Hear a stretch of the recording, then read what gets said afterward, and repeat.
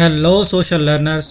दोस्तों, क्या आपने कभी सोचा है कि आप किसको पसंद करते हो, या हम जिसको पसंद करते हैं क्यों करते हैं, और जिसको पसंद नहीं करते क्यों नहीं करते।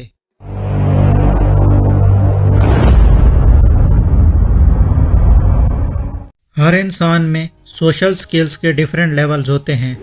कई लोग नेचुरली ही ज़्यादा चार्मिंग होते हैं और इजीली दूसरों के करीब आ जाते हैं, और कई लोगों को खुद को इंट्रोड्यूस कराने में भी बहुत दिक्कत होती है।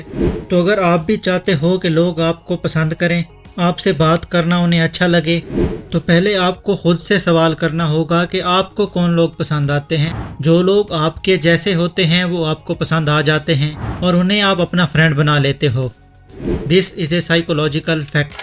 बट इस कंडीशन में एक रूल ऐसा है जिसे फॉलो करने में कोई मिस्टेक नहीं करनी चाहिए, और वो है the golden rule of friendship. Let's take an example of a girl Maya. उसे शिकायत थी कि उसे कोई पसंद नहीं करता।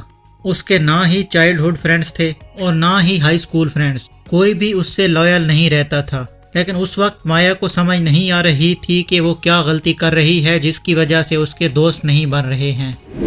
मगर कई सालों तक सोशल स्किल्स सीखने और नए नए लोगों से मिलने से माया को रियलाइज हो गया कि वो हमेशा एक ही गलती करती है, और वो है breaking the golden rule of friendship.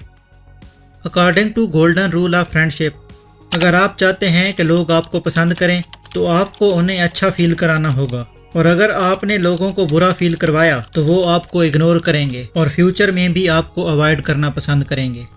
ये जितना ज़्यादा सिंपल रूल लगता है, लोग इसे उतने ज़्यादा तरीक़ों से ब्रेक करते हैं। माया ने भी इस रूल को 3 डिफरेंट तरीक़ों से ब्रेक किया था।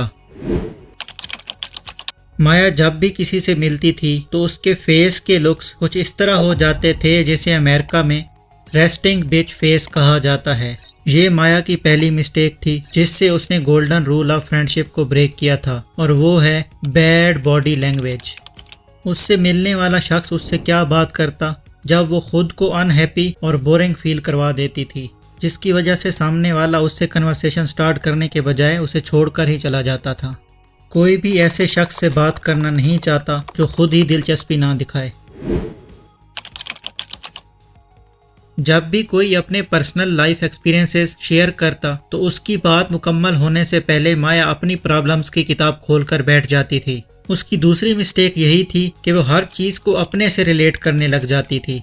पॉइंट ये है कि अक्सर लोगों को अपनी दास्तानें सुनाना अच्छा लगता है, मगर जब कोई आपकी बात को काटता है और अपने किस्से शुरू कर देता है तो वो आपको क्लियर मैसेज दे देता है कि उसको आपकी पर्सनल स्टोरी सुनने में कोई इंटरेस्ट नहीं है।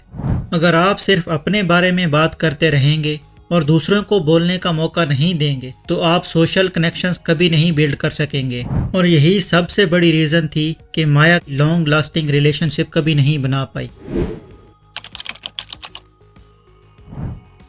माया को अपने पास्ट के बारे में बात करना अच्छा लगता था, जैसा कि पहले उसका वज़न कितना कम होता था, उसके बाल कितने घने हुआ करते थे, और वो फूड की बहुत ज़्यादा कंप्लेन किया करती थी।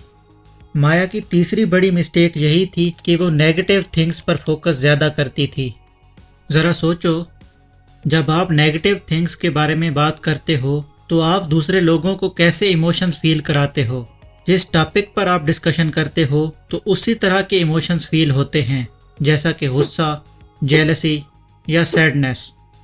पर इन सब इमोशंस में एक बात कॉमन है कि आप लोगों को अच्छा फील नहीं कराते हो। अगर आप अपनी दौलत के बारे में बात करते हो तो आप लोगों को जेलसी फील कराते हो, और अगर आप अपने मरे हुए कुत्ते के बारे में बात करते हो तो आप लोगों को सैड फील कराते हो।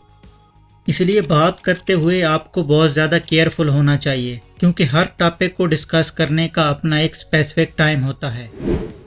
इन दी एंड, अगर आप माया की एग्जाम्पल को समराइज़ करें तो वो सब कुछ सही कर रही थी। वो नए लोगों से मिलती थी, उनसे बात करने की एफर्ट भी करती थी और उन्हें टाइम भी देती थी, मगर उसने गोल्डन रूल ऑफ फ्रेंडशिप को इग्नोर किया था, जिसकी वजह से लोग उसको लाइक करने के बजाय अवॉइड करना पसंद करते थे और उससे दूर चले जाते थे। अगर आप लोग भी इन मिस्टेक्स को अवॉइड करते हो तो लोग आपको पसंद करने लगेंगे और आपकी पॉजिटिव इमेज बिल्ड हो